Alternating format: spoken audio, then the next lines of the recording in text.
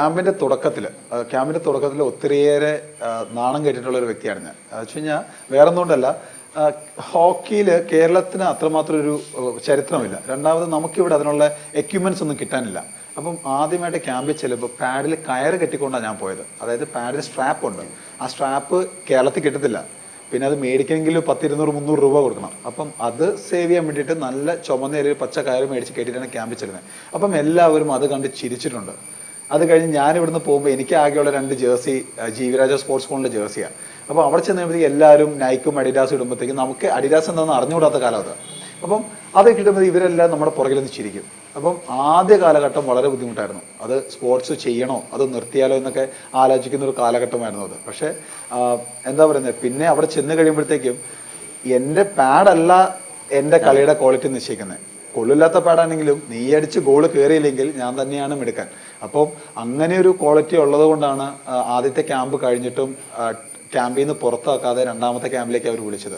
പക്ഷേ ഞാൻ എന്നാണോ ഒരു പുതിയ പാഡ് വാങ്ങിയത്, ആ നെക്സ്റ്റ് ക്യാമ്പിൽ ഞാൻ ഇന്റർനാഷണൽ കളിച്ചു എന്നുള്ളതാണ്. ആ പാഡ് വാങ്ങാൻ വേണ്ടിയിട്ടാണ് അച്ഛൻ പശുവിനെ വിട്ടത്.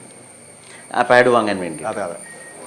ഏതായാലും അതൊരു മറ്റൊരു, കാരണം അത്ര വലിയ മുമ്പ് പറഞ്ഞ പോലെ വലിയ കിട്ടിയിട്ടുള്ളൊരു വലിയ സപ്പോർട്ടിന്റെ ഒരു വലിയ, വളരെ സിമ്പിളായി തോന്നാം. പക്ഷേ അത് കാരണം ഒരു കൃഷി കുടുംബത്തിൽ പശു എന്നുള്ളത് ഒരു വരുമാന മാർഗമാണ്. അപ്പോൾ ആ ഒരു വരുമാന മാർഗത്തിനെ എന്താ പറയുന്നത്, നമ്മൾ ഒരു 50-50 ചാൻസിലേക്കാണ് ഇടുന്നത്. മകൻ വരുമാനം കൊണ്ടുവരുന്ന ഒരു ഉറപ്പില്ല. അത് ജയിക്കുവോ അല്ലെങ്കിൽ കളിക്കുവോ ഭാവിയുണ്ടോ എന്നുള്ളതിന് ഒന്നിനും ഒരു ഉറപ്പില്ല. അപ്പൊ അങ്ങനത്തെ ഒരു സിറ്റുവേഷൻ ഇരിക്കുമ്പോഴത്തേക്കും ഉറപ്പായിട്ടും വന്നെടുത്ത ഒരു ഡിസിഷനാണ്. ഒരു പക്ഷേ ആ ഒരു റെസ്പോൺസിബിലിറ്റി ആയിരിക്കാം എന്നെ കൂടുതലും സീരിയസ് ആയിട്ട് ഹോക്കിയിലേക്ക് നോക്കാൻ പ്രേരിപ്പിച്ചത്. എന്ന് വെച്ചാൽ അച്ഛന് ഒരുപക്ഷെ ഹോക്കിയോടുള്ള താല്പര്യം കൊണ്ടൊന്നും ആവണമെന്നില്ല. നമ്മളങ്ങനെ ഹോക്കി ഇപ്പൊ ശ്രീജേഷൊക്കെ വന്നതിന് ശേഷം സത്യസന്ധമായി പറഞ്ഞാൽ മാച്ച് പൂർണ്ണമായിട്ടിരുന്ന് കാണുക, അത് പൂർണ്ണമായി ലൈവ് കൊടുക്കുക, എന്തെല്ലാം തരത്തിലാണ് ഹോക്കിയുടെ പുറകെയാണ് എല്ലാവരും പറയുന്നൊരു അവസ്ഥ. സത്യം പറഞ്ഞാൽ എൻ്റെ പേരൻസും എൻ്റെ റിലേറ്റീവ്സ് ആരും ഹോക്കിക്ക് സപ്പോർട്ട് ചെയ്തിട്ടില്ല. എൻ്റെ അടുത്ത് ആദ്യം പറഞ്ഞ് എന്തിനാണ് ഹോക്കി കളിക്കുന്നത്, ഹോക്കി കളിച്ചാൽ ജോലി കിട്ടുമോ, ഹോക്കി കളിച്ചാൽ കേരള ടീമിൽ കളിക്കാൻ പറ്റുമോ, ഒന്നും പറ്റില്ല, നീ വോളിബോളോ ഫുട്ബോളോ കളിക്കുക.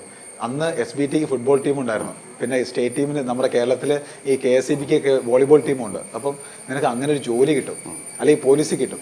ഇതൊക്കെ കേട്ടിട്ട് എവിടെയെങ്കിലും ഒന്ന് മനസ്സ് പതറിയിട്ടുണ്ടോ? എന്നാൽ പിന്നെ ഒരു ഫുട്ബോൾ ഗോളി ആയിക്കൂടെ, അല്ലെങ്കിൽ നല്ല ഹൈറ്റ് ഉണ്ട് വോളിബോൾ ട്രൈ ചെയ്തുകൂടെ, ഈ പതറിപ്പോയിട്ടുണ്ടോ എവിടെ?